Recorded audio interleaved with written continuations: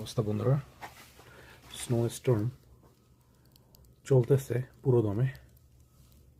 সামনে দিয়ে কিছুই দেখা যাচ্ছে না, বরফ সাদা হয়ে আছে। আমি যে সামনে গিয়ে আপনাদেরকে দেখাবো কিছু চাচ্ছিলাম, যে একটু সামনে গিয়ে আপনাদেরকে দেখাই। তো আজকে হচ্ছে জানুয়ারি 2026 সালের জানুয়ারি মাসের 25 তারিখ, আমার জন্মদিন। যারা শুভ জন্মদিন জানান নাই, জানাই দিবেন কমেন্টে। বাট এনিওয়ে,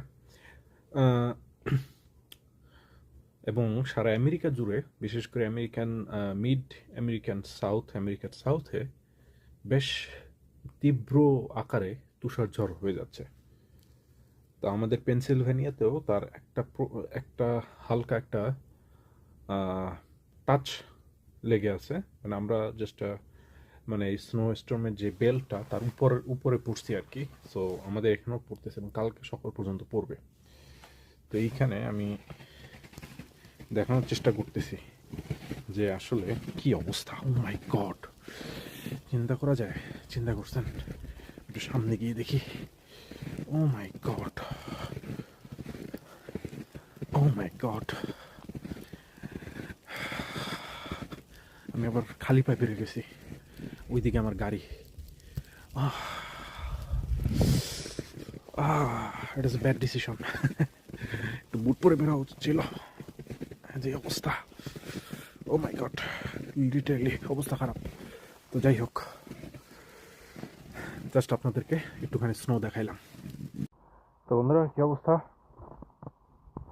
এই তো ধরার উপরে রেডি হয়ে গাড়ি পরিষ্কার করতেছিলাম। বের হবো না, কিন্তু জাস্ট পরিষ্কার করে রাখতেছি। কালকে যদি বের হইতে হয় তাহলে যেন অনেক বেশি পরিষ্কার করা না লাগে, জাস্ট হালকা করে পরিষ্কার করলে হয়। আর ওদিকে ওরা হচ্ছে গাড়ি দিয়ে ওরা হচ্ছে স্নো ক্লিন করতেছে যতটুকু পারতেছে, কিন্তু পিরিয়ডিক্যালি ক্লিন করে যাতে রাস্তাটা রিলেটিভলি ক্লিন থাকে, বাট সবসময় ক্লিন করা সম্ভব হয় না। ঠিক আছে? যে পরিমাণ বরফ জমতেছে দেখেন গাড়ির উপরে, সেই লেভেলের বরফ জমে আছে। আমি একটু পরিষ্কার করে রাখতেছি যাতে আমাকে কালকে এসে 2 হাত বরফ পরিষ্কার না করতে হয়। প্রচুর ঠান্ডা, বরফ যখন পড়ে তখন ঠান্ডা অত বেশি থাকে না। সমস্যা যেটা হয়, তুমি এই রাস্তা থেকে সরে দাঁড়াও আর বরফ ক্লিন করবে। হ্যাঁ, এনিওয়ে, এই হচ্ছে আমেরিকান লাইফ।